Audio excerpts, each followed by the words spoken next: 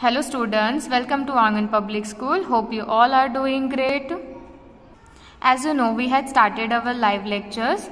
Okay, so in our today's lecture of Maths Magic, we had started page number 33, question number 6, solve the following. Okay, so let's get started with the video lecture. Number 1, if the cost of one matchbox is rupees 50 paisa, then how many matchboxes can be bought for 5 rupees and 50 पैसा? Okay, तो देखो इसमें क्या बोला है students, अगर आपको एक मैच बॉक्स खरीदनी है तो उसका प्राइस है रुपीज 0.50 पैसा, तो आपको 5 रुपीज 50 पैसे में आप कितनी मैच बॉक्सेस खरीद सकते हो? तो cost of one match box, एक मैच बॉक्स का प्राइस तो वो है 0.50 पैसा. ओके, तो cost of x match boxes. ठीक है, अब मैंने इसमें क्या किया है, मैंने जो मैच बॉक्सेस जो अभी तक आपको पता नहीं है कि 5.50 पैसा में आप कितने खरीद सकते हो, तो उसको मैंने एक्स लिया है. क्या लिया है? एक्स लिया है. तो cost of x match boxes rupees 5.50 पैसा. अब क्या करना है, इसको क्रॉस मल्टीप्लाई कर दो. क्रॉस मल्टीप्लाई करोगे तो x multiply by 0.50, x multiply by 0.50 and is equal to 5.50 multiply by 1. इस तरीके से आपको इसका इक्वेशन बनाना है. ऐसा आपको एक इक्वेशन बनाना है. ठीक है, अब देखो 5.50 x को यहाँ पे रख देना है क्योंकि अब हमें इसको डिवाइड करना है. ठीक है, अब हमें इसको दोनों वैल्यूज को सामने सामने उसको डिवाइड करना है. तो 5.50, अब हमारा जो राइट हैंड साइड वाला है उसको आपको ऊपर रखना है, ऊपर न्यूमरेटर में, और 0.50 है जो हमें फाइंड करना है उसको हमको नीचे रखना है, x को जो हमें फाइंड करना है. ठीक है, तो इस तरीके से आपका x is equal to 5.50 multiply by 1, 0.50 आपका ऐसे इक्वेशन डिवाइड में बन जाएगा. अब 550, अब इसका क्या करना है, आपको डेसिमल निकालना है. स्टूडेंट क्या निकाल देना है? डेसिमल निकालना है. तो जब आप इसका डेसिमल निकालोगे तो इसका डेसिमल हो जाएगा 5.50 का 100, क्योंकि दो प्लेसेस के यहाँ पे डेसिमल लगा है, पॉइंट यहाँ लगा है दो प्लेसेस के, तो 100 हो जाएगा. और 0.5 है तो यहाँ एक ही प्लेस है, 0.50 सॉरी 0.50 है, यहाँ पे भी दो प्लेस का आपको डेसिमल लगाना है, तो ये 100 हो जाएगा, ये भी 100 हो जाएगा. तो 550 multiply by 1 multiply bye 100, 50 multiply by 100. अब 100 कैंसिल कर दो, 100 पूरे कट हो गए, 0 कट हो गए, जो एक्स्ट्रा जीरोस थे वो आपको कट कर देने थे. तो 5 के टेबल में कब आता है? 55, 5 11 जा 55. तो x की वैल्यू हमें फाइंड हो गई. मतलब आपने कितनी मैच बॉक्सेस खरीदे 5 रुपीज एंड 50 पैसे में? 11 match boxes. Okay, easy. Number 2, if the cost of one soap is 16 rupees 50 पैसा, then what is the cost of 10 soap? अगर एक सोप की प्राइस है 16 रुपीज 50 पैसा, तो 10 सोप आप कितने रुपीज में खरीद सकते हो? तो क्या करेंगे, क्रॉस मल्टीप्लाई. तो 10 multiply by 16.50, rupees 16.50 multiply by 10, तो रुपीज आएगा 165. क्या रुपीज आ जाएगा? 165 rupees. Okay, now if the cost of one banana is rupees 2.50, अगर एक बनाना का कॉस्ट 2.50 है, 2 रुपीज 50 पैसा, तो कॉस्ट ऑफ 6 बनाना, तो 6 बनाना की क्या प्राइस है? तो कॉस्ट ऑफ 1 बनाना, तो 2.50, 2 रुपीज एंड 50 पैसा. Cost of 6 banana how much? तो क्रॉस मल्टीप्लाई कर देंगे. 6 मल्टीप्लाई बाय 2.50, 2 रुपीज एंड 50 पैसा, तो क्या आ जाएगा answer? 15 rupees. Okay, now number 4, ये भी नंबर 1 जैसा ही है.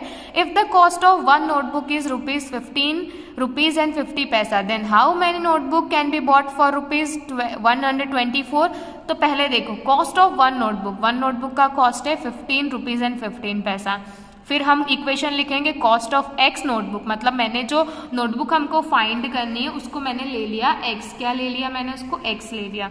उसकी प्राइस है 124 रुपीज. ठीक है, इसको मैं क्रॉस मल्टीप्लाई कर दूंगी, तो इसका एक इक्वेशन बनेगा एक्स मल्टीप्लाई बाय 15 रुपीज 50 पैसा, ऐसा एक इक्वेशन बनेगा. सेकेंड इक्वेशन बनेगा 124 multiply by 1. Okay, 124 rupees multiply by 1. तो दोनों को आप इक्वेशन में इस तरीके से लिख दोगे, और ये वाला जो हमें फाइंड करना है उसको आपको न्यूमरेटर में लिखना है, और 15 रुपीज 50 पैसा को आपको डिनोमिनेटर में लिखना है, और x की वैल्यू डाल दो. अब इसका जो डेसिमल है, तो डेसिमल इसका 2 प्लेसेस में है. ठीक है, 2 प्लेसेस में आपका डेसिमल दिया है, तो वो डेसिमल जो 100 है तो जो नीचे है उसको ऊपर की साइड लिख दो, क्योंकि आपको पता है क्रॉस मल्टीप्लाई किया था, तो इसका जो 2 डेसिमल की प्लेस है उसको ऊपर लिख दो 100 को। ठीक है, अब इसको कट करना है, क्या करना है, अब इसको आपको कट करना है। ओके, अब देखो क्या करना है, हमको इसको कट करना है, तो एक्स्ट्रा 0 हमने कट कर दिए थे। अब सब वैल्यूज को हम 5 से कर सकते हैं। 5 2 ज़ा 10, 5 2 ज़ा 10, 5 31 ज़ा 155, तो ये भी 5 से कट हो सकता है। एंड 31 4 ज़ा 124, 31 4 ज़ा 124, तो आपका आंसर क्या आएगा, 4 मल्टीप्लाई बाय 2, तो 4 2 ज़ा 4 1 ज़ा 4, 4 2 ज़ा 8, तो 8 नोटबुक्स आप खरीद सकते हो। कितने रुपीज में, आप 124 रुपीज में 8 नोटबुक खरीद सकते हो। Okay, now number 5, Mihir wants to buy a bat of ₹70। Mihir को एक बैट खरीदना है जिसकी प्राइस है ₹70। He has a note of ₹50, उसके पास में एक 50 रुपए की नोट है। 1 कॉइन ऑफ ₹5, उसके पास एक कॉइन है जो 5 रुपए का है। 3 कॉइन्स ऑफ ₹2, उसके पास 3 कॉइन्स है 2 रुपीज के। 4 कॉइन्स है 1 रुपीज का एंड 4 कॉइन्स है 50 पैसा के। तो how many rupees does he need more, अब उसको कितने ज्यादा चाहिए, क्योंकि आप देखो बैट 70 रुपीज का है, ये पैसे मुझे लग रहा है कम पड़ेंगे। चलो देखते हैं, price of a bat 70 rupees, 1 note of 50 rupees, मतलब 1 multiply by 5 is equal to 50 rupees. एक जो नोट है वो 50 रुपए की है, तो 50 रुपीज। 1 कॉइन ऑफ 5 रुपीज, एक उसके पास में 5 रुपीज का कॉइन है, तो ₹5। 3 कॉइन उसके पास में 2 2 के हैं, तो 3 कॉइन 2 2 के, देखो 2 2 2, तो कितने हुए, 2 2 4, 4 + 2 6, तो 6 उसके 6 रुपीज उसके पास में। 4 कॉइन्स ऑफ 1 रुपीज, 4 कॉइन है 1 1 रुपीज के, तो 1 multiply by 4 is equal to 4 rupees. 4 coins of 50 paisa, अब उसके पास में 4 कॉइन्स है 50 पैसा के, 50 पैसा 50 पैसा 50 पैसा 50 पैसा, तो कितने हुए, 1 रुपीज एंड 2 रुपीज। 2 रुपीज हो गए, 1 रुपीज एंड 1 रुपीज, 2 रुपीज हो गए, तो 2 rupees is equal to 1 rupees is equal to 100 paisa, तो 2 रुपीज इज इक्वल टू कितना, 200 पैसा। तो 4 मल्टीप्लाई बाय 50 पैसा, 4 मल्टीप्लाई बाय 50 पैसा, तो इसका मतलब 200 पैसा इज इक्वल टू 2 रुपीज। अब इन सब को प्लस कर दो, 50 5 5 6 6 4 4 एंड 2 2, टोटल आप करोगे तो इसका आंसर आएगा 67। टोटल मनी ही हैज, उसके पास में टोटल है 67 रुपीज, तो उसको कितने रुपीज, 67 तो 70 से कम है, तो इतने में तो बैट नहीं खरीद सकता, तो उसको कितने ज्यादा अभी चाहिए, तो ही नीड मनी 70 माइनस 67, 70 माइनस 67, तो ₹3। ही नीड्स 3 मोर रुपीज, उसको कितने रुपीज और चाहिए, उसको 3 रुपीज और चाहिए। ओके, चलो राइट इन वर्ड्स। इसके पहले ये स्टार्ट करूं उसके पहले मैं आपको एक टेबल बताती हूँ जिसमें आपको डेसिमल के साथ में आपको कैसे राइट इन वर्ड्स, मतलब आपको वर्ड्स में इसको कैसे लिखना है, तो ये आपका एक टेबल है जो मैंने आपको लाइव लेक्चर में भी बताया था। ठीक है, तो देखो यहाँ पे प्लेस वैल्यूज दी है 1000, 100, टेंस, वंस, इतना तो हमने सीखा ही था। ठीक है, वंस, टेंस, हंड्रेड्स एंड 1000, ये प्लेस वैल्यू आपने सीखी थी।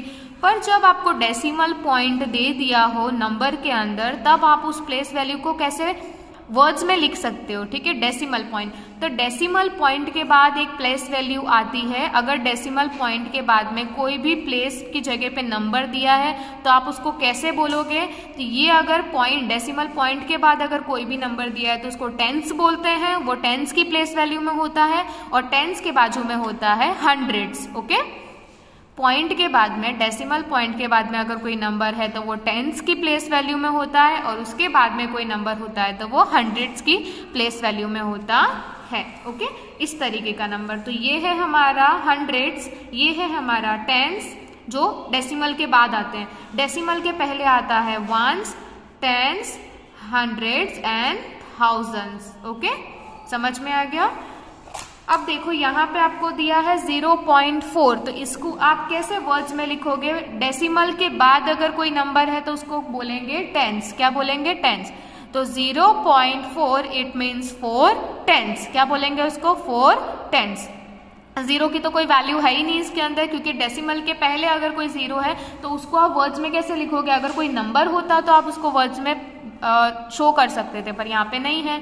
तो 0.8 तो इसको लिखेंगे 8 टेंस। 0.09, अब देखो ये जो 9 है ना, ये 100 की प्लेस वैल्यू पे, किस पे है? 100 की प्लेस वैल्यू पे।